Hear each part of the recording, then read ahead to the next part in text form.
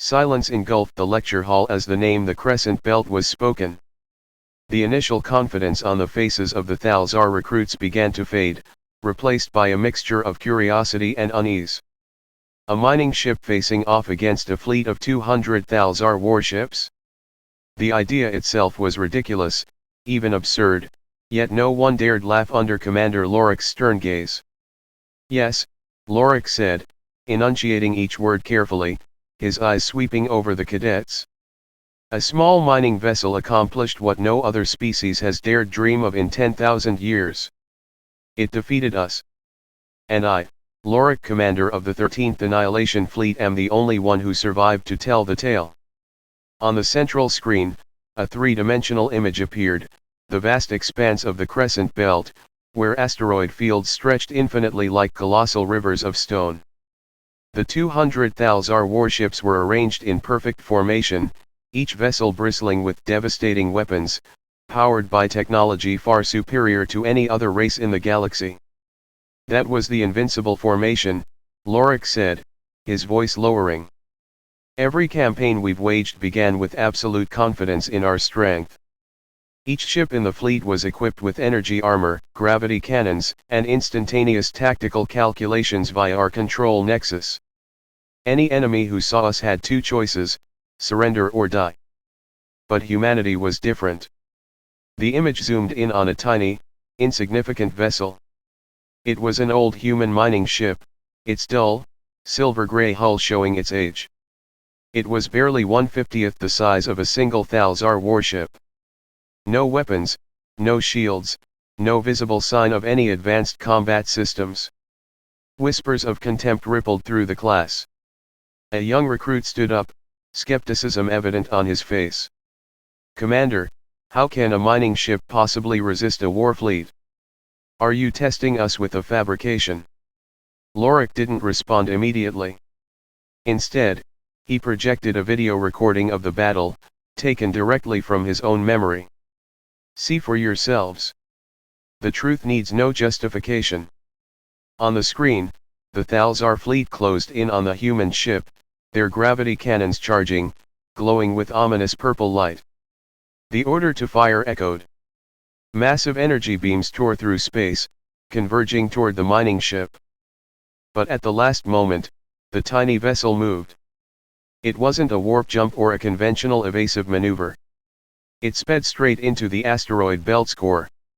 "A reckless move," Lorak said, his voice dropping to a grim tone. "No commander would dare bring their ships into that place. The asteroids moved at unimaginable speeds, capable of obliterating even our thickest armor. Yet the human ship pressed on." On the screen, the mining vessel darted between colossal chunks of rock, maneuvering through impossible turns. Behind it, the Thal'Xar fleet gave chase, but the deeper they went, the more their flawless formation unraveled into chaos. Asteroids collided with warships, massive explosions lighting up the void as ships were ripped apart one by one. "We never anticipated this," Lorak continued, his voice steady but dark. "Because we are programmed to seek perfection, to follow optimal strategies. But humanity is different. They don't fight with logic. They don't seek perfection. They are willing to push themselves to the edge, to accept risk, just for the chance to survive." A massive explosion filled the screen as the Thal'Xar fleet disintegrated into drifting debris. Far away, the mining vessel emerged, unscathed, as though the destruction around it had nothing to do with it. Lorak turned off the screen, and silence once again claimed the room. He stared at the cadets, his gaze piercing their resolve like a blade. "We, the Thal'Xar, were created to be the strongest. But that pride has blinded us. Humanity holds no such arrogance. They are weak, but they know how to turn weakness into strength. They don't fight with technology or brute force. They fight with will." A cadet whispered nervously, "Then, what should we do if we encounter humanity again?" Lorak turned his back to them and strode toward the exit, leaving only one final sentence echoing through the hall. "Pray that they still consider us allies. Because if the day comes when humanity sees us as their enemy, it will be your pride that leads you to annihilation. The room was heavy with silence, as if even the very fabric of space had frozen. The young Thal'Xar cadets stared at the holographic image floating before them. None of them had ever heard of such a failure, much less believed that a simple mining ship could reduce an elite war fleet to ashes in just 7 hours. Lorak emphasized once again, *7 hours. To you, that may seem no more than a pause in your immortal lives. But for us on that day, every passing second brought us one step closer to despair. The display shifted scenes. Towering, majestic Thal'Xar warships, cloaked in the silver glow of their biological armor, surrounded the tiny human mining vessel. Compared to the Thal'Xar's perfect attack formation, the human ship was pitifully small, like a speck of dust drifting in the vast darkness of space. At first, we didn't think much of it, Lorak continued, his voice reverberating through the hall. The only order was annihilation. Our tactical computers had already calculated the outcome. Humanity's chance of victory was 0%. An absolute number. Every shot, every missile we launched was calibrated with maximum precision to ensure that ship would be destroyed in a single volley. The video resumed. The Thal'Xar fleet fired. Streaks of purple energy tore through space, their destructive glow racing toward the small vessel. But then, the human ship accelerated. It dove straight into the Crescent Belt. The Crescent Belt, one of the most dangerous regions in the galaxy. Billions of asteroids, large and small, hurtled through space at impossible speeds, creating deadly storms of rock capable of obliterating any ship that entered. No species, not even the Thal'Xar, dared to venture into that zone. That was when everything changed, Lorak said, his eyes darkening as the haunting memory surfaced. That ship didn't stop. It didn't turn back, didn't evade. Instead, it plunged straight into the heart of the belt like a moth into a flame. And we? We hesitated outside the ring. A cadet quietly asked, why didn't we pursue them? Because I made a mistake, Lorak replied bitterly. I assumed they had sealed their own fate. In my eyes, no living being could survive that hell. But humanity did. The next image appeared, the mining ship weaving through colossal asteroids, making impossible, razor-sharp turns at blistering speeds. Its engines roared, its hull scorched and burned by debris friction, yet it pressed on as if sheer madness was driving it to survive. The scene left the recruits breathless. The ship didn't just move through the belt, Lorak continued. It did more than that. Suddenly, the mining vessel's hull opened. 5 smaller ships detached from its body like shards breaking off a giant steel orb. These smaller crafts shot out of the belt at blinding speed, each one heading toward a different part of the Thal'Xar fleet. Our systems didn't account for this, Lorak said, his voice low with tension. We were used to clear, orderly engagements. But humanity, they follow no rules. Those smaller ships attacked from every angle, like a pack of wild beasts hunting a slow, oversized predator. The holographic display devolved into chaos. The Thal'Xar warships, trained to fight in rigid formations, floundered when faced with smaller, more agile targets. The automated defenses of the fleet were slow to respond, while the human ships plunged toward the warships like razor-sharp daggers. They didn't have advanced weapons, Lorak said, but they had ingenuity and recklessness. Their ships carried simple mining tools, plasma cutters, geological explosives, and high-output thrusters. But in their hands, those tools became weapons of destruction. One video showed one of the smaller human ships smashing into the center of a Thal'Xar warship. It exploded, but not as a simple blast. The entire vessel became a fireball, shattering the outer armor and triggering a chain of internal detonations. That wasn't a victory won with technology, Lorak concluded, his voice sharp as steel. It was a victory won with willpower, the willingness to sacrifice everything for freedom. He paused, scanning the room. And that is why you must never underestimate humanity. Never dismiss them for their small size or outdated technology. Their strength lies in what we do not have, the ability to accomplish the impossible when they are pushed to the brink. The room fell silent once more. The Thal'Xar cadet seemed to grasp something deeper, something unspoken. Lorak turned away, his gaze distant, as though he could still see that mining ship darting through the sea of asteroids. The Battle of the Crescent Belt is a lesson in arrogance. And if any of you still believe that the Thal'Xar are invincible, then you will meet the same fate we did that day, burned to nothingness in the eternal void. The lecture hall fell silent once more after Commander Lorak's words. The eyes of the Thal'Xar cadets gleamed with disbelief. Beta 9 Bastion was the proud symbol of Thal'Xar science and engineering, a colossal fortress with impenetrable biological armor and automated defenses capable of obliterating any intruder from thousands of kilometers away. And yet, it had fallen, to bacteria? Lorak swept his gaze across the room. I know what you're thinking. You're wondering, how could something as small as bacteria destroy a fortress of that magnitude? That is exactly what I want you to learn. Humanity always seeks weaknesses in places we never anticipate. A holographic projection appeared. Beta 9 Bastion loomed in space, its immense structure surrounded by layers of armor like a slumbering beast. Around it, Thal'Xar warships moved like a swarm of bees protecting their hive. At that time, I was still a young commander, Lorak said, his eyes clouded with the distance of memory. We deployed Beta 9 as a message to humanity: abandon your resistance. We believed nothing in this galaxy could penetrate its armor. But while we reveled in our pride, humanity quietly made its plans. The image continued.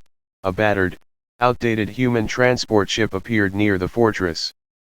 No weapons. No signs of threat. It stopped at a safe distance and then disappeared. We assumed it was a civilian vessel malfunctioning, Lorak explained. But before it vanished, it released this into space. The display zoomed in, tiny capsules, almost invisible amidst the cosmic dust. Millions of capsules containing metal-eating bacteria. These organisms were taken from Earth's oceans, where salt, water, and microorganisms evolved over billions of years to break down any metallic structure. One cadet stood abruptly, his voice seething with anger. But our air filtration systems are the most advanced in the galaxy. How could they infiltrate? You've just answered your own question, Lorak shot back, his voice sharp. Our filtration systems are advanced too perfect. There was no room for flaws in their design. We never considered a microscopic enemy that could exploit the flow of air to infiltrate every crevice of the fortress. The hologram shifted. The capsules entered the ventilation system, clinging to metal pipes and multiplying at an alarming rate. The cadets watched in horror as the biological armor began to bubble and decay, like a wound infected by disease. Thal'Xar engineers rushed to repair the systems, but it was already too late. Within the first 24 hours, 20% of the systems were rendered inoperable, Lorak continued, his voice heavy with pain. The main power systems were paralyzed. Within 48 hours, the air ducts began collapsing, triggering minor explosions inside the fortress. And by the third day, the final image appeared, Beta 9 Bastion engulfed in flames. Its once glorious silver armor cracked, breaking apart into massive fragments that drifted into space. The final flashes of the fortress were like the cries of a fallen giant. On the third day, Lorak emphasized, Beta 9 Bastion became a colossal tomb. And humanity did not fire a single bomb. They simply released a tiny organism and watched as we destroyed ourselves. The room erupted into murmurs of anger and frustration. One cadet rose to his feet, his face flushed. This is humiliating. A fortress like that brought down by bacteria. Where did we go wrong, Commander? Lorak stepped closer to the center, his sharp eyes locking onto the cadets. Our mistake was failing to understand the most important truth: humanity sees the world differently. While we focus on strength, technology, and domination, they look for solutions where no one else thinks to look. To them, victory doesn't come from overwhelming force. Victory comes from adaptability. He pointed to the image of Beta 9 disintegrating. Looked closely. This is proof that strength does not always determine the outcome. A mighty empire can crumble due to the smallest oversight. Lorak turned to face the cadets fully, his gaze piercing. We, the Thal'Xar, were created to be perfect. But that perfection is our greatest weakness. We cannot endure failure. We do not accept mistakes. Humanity, on the other hand, embraces failure as part of the process. They learn from it. They transform it into data and return stronger than before. He paused, letting his words sink in. And that is why you must beware of humanity. If you wish to defeat them, you cannot rely on strength or technology alone. You must learn to adapt just as they do. The room fell into an uneasy silence. The arrogance and pride that once filled the cadets' eyes were replaced with contemplation. They realized that the war with humanity was not merely a battle of weapons or tactics but a battle of mindsets, one they were ill-prepared to fight. Lorak nodded, satisfied. He turned to leave, his final words echoing through the hall. Remember the lesson of Beta 9 Bastion. In this universe, the strongest is not the one who cannot be defeated but the one who knows how to rise after every fall. The room was terrifyingly silent. The young Thal'Xar cadets, who had grown up with pride and an unshakable belief in their strength, now sat frozen before Lorak's tale. Yes, they surrendered. Lorak repeated slowly, his eyes heavy with the weight of memory. That was what trapped us. When 50 of humanity's small ships, completely devoid of heavy weapons, broadcasted signals of surrender, the Thal'Xar High Council saw it as victory. We believed that humans had finally recognized their helplessness when faced with our fleet of 3,000 warships. He raised his bio-armored hand, and a holographic image flickered to life in the lecture hall, a massive Thal'Xar fleet surrounding the outer perimeter, their enormous ships with gleaming silver armor illuminated by the light of the system's 3 central stars. In the center were 50 human vessels, tiny and almost invisible against the colossal Thal'Xar warships. Half of our forces were ordered to advance and to accept their surrender. The command ships extended their network systems, beginning data exchanges with the human fleet to verify the agreement. Everything seemed settled, until you know what happened next. Lorak reached out, adjusting the image. The hulls of the human ships suddenly split open. From within, strange, small devices were released, drifting into the surrounding space. A cadet stood up, skeptical. What are those? Gravitational resonance devices, Lorak replied, his voice dropping. A weapon that doesn't need ammunition, or laser cannons. It relies solely on nature. A new image appeared, the system's 3 central stars, now shining brilliantly and beginning to align in perfect formation. The Thal'Xar cadets held their breath as they realized the strange cosmic event unfolding. Do you see it? Lorak continued. These 3 stars form a resonant cluster, meaning that at certain points in their cycle, their gravitational forces reach a state of interference. This effect creates an unstable gravitational field capable of tearing apart anything within its influence. Another cadet couldn't hold back, speaking aloud, but why didn't we detect this? Our sensor systems can predict any phenomenon in the universe. Lorak stared straight at the cadet, his gaze sharp and piercing, as if cutting through his very thoughts. Because we were arrogant. The sensor systems detected it, but we ignored it. The High Council dismissed the gravitational resonance as nothing more than a natural cosmic phenomenon, incapable of harming a fleet as mighty as the Thal'Xar. We believed our strength surpassed all natural laws. And that was our fatal mistake. He paused briefly, his voice bitter. Humanity had studied the system for a long time. They knew precisely when the resonance would occur and planned to lure us to the right place at the right time.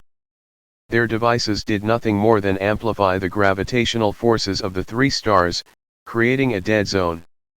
The holographic images now moved faster, the gravitational field began to distort, and the space around it trembled violently. The enormous Thal'Xar warships, seemingly invincible, began to spin and stretch, their once impenetrable armor bending and shattering like glass under the immense pressure. Within an hour, Lorak whispered, his voice barely audible, our entire fleet was torn to pieces. Not a single ship escaped. We became victims of our own arrogance and pride. The room fell into silence. A cadet, his voice trembling, asked, Commander, did anyone survive? Lorak closed his eyes as if trying to banish the horrific memories from his mind.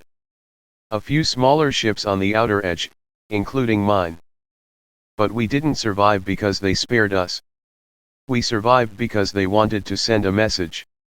He opened his eyes, sweeping his gaze across the cadets, his tone now stern and commanding. Humanity wanted us to understand this: in this universe, there is no absolute power. No matter how superior we are as warriors, no matter how perfect our technology is, we cannot defy the laws of nature. And humanity has learned to use those very laws against us. What should we do then?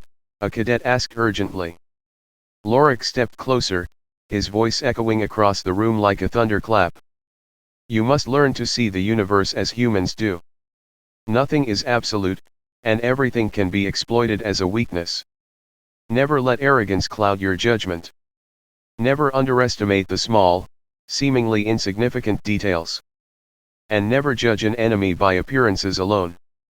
The holographic images disappeared, leaving behind a silence as deep and dark as the space where the Battle of the Three Suns had unfolded. Lorak turned his back, walking out of the lecture hall, leaving behind Thal'Xar cadets who sat quietly, lost in thought. They realized that these lessons were not just stories of failure, they were a warning. And deep within each cadet, an unsettling fear began to take shape. Perhaps humanity was not as weak as they had always believed. The lecture hall felt heavy as Lorak's final words echoed. The young cadets, though born of the proud bloodline of the Thal'Xar race, felt an undercurrent of unease creeping through the stories. For them, the concept of an enemy no longer resembled what they had been taught. The Thal'Xar were a warrior species, chosen and forged by the ancestors to dominate every battlefield. Yet now, they had to face an undeniable truth: humans were not just weaklings to be subdued. Lorak walked slowly to the large window, from where the crimson sky of the Thal'Xar capital planet could be seen. The sun blazed like an eternal flame, radiant and proud, just like what his race had always believed of themselves for millennia. But beneath that exterior was stagnation, a blind belief in their own perfection. That had slowed the Thal'Xar, while humanity advanced. What do you think when you see that monument? Lorak asked, but no one answered. He raised his hand, and the image of the colossal monument reappeared, surrounded by thousands of glowing lights like stars. We once called humans savages, but they don't just remember their fallen comrades. They also honor us, the enemies who fell. They recognize our sacrifice as part of their history, something to learn from and perfect themselves. What about us? He turned back, his sharp gaze slicing through the cadets. We erase failure. We wipe clean the unflattering parts of our history, considering them stains unworthy of mention. And that is why we remain stagnant, while they move further ahead every day. A cadet stood up, his voice trembling. But Commander, that is our nature. The Thal'Xar were made to be perfect, to not know failure. How can we accept it? Lorak stared straight into the cadet's eyes. That is precisely the problem. You think perfection is a static state. But humans understand that nothing is perfect. For them, improvement is an unending process, built through repeated failures that lead to a better version. While we pride ourselves on having reached the peak, they are always looking forward. He waved his hand again, and a series of images appeared, humans in primitive armor in their early days, stumbling on alien planets, ruined cities after wars, ships burned and adrift in space. But then the images changed, generations of increasingly powerful warships, soldiers with advanced technology, and finally the empires humanity had built among the stars, spanning planets that had once been barren wastelands. That is what is most terrifying about humans, Lorak said, his voice dropping like the growl of a wounded beast.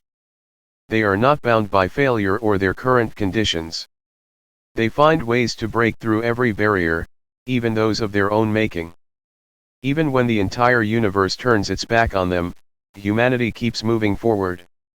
A small voice spoke from the back of the class, "Then what must we do?" Lorak was silent for a long time before answering. "We must break ourselves. We must accept failure. We must learn to ask ourselves, how can we become better? Do you think brute strength, advanced weapons, and supreme tactics will secure the Thal'Xar's dominance forever? No. No species can survive without change. If you do not evolve, you will be crushed beneath the feet of those who adapt." He pointed to the screen, where the image of Earth appeared, a vibrant, living blue planet. That is where it all began. A small, fragile species found a way to escape the confines of their world. They did not have our strength, nor our natural-born weapons, but they possessed intellect and willpower. That will is the most powerful weapon in the universe. Lorak stepped closer, his voice booming across the room. We once thought humans were mere nuisances to be eradicated. But now I tell you this, either we learn from them, or we will become a memory in their monuments. The final words cut deep into the pride of the Thal'Xar cadets like a blade. They said nothing more. As the lecture hall emptied, the crimson sunlight from the horizon shone upon Lorak's resolute face. He gazed into the infinite void, where millions of stars glittered. A question echoed in his mind, one he knew would haunt his species for generations: can the Thal'Xar change, or will humanity leave them behind? Far beyond, humanity continued to move forward, step by step, building their future. And in that moment, Lorak realized that the Thal'Xar's true war had never been fought on the battlefield. It was a war against their own arrogance.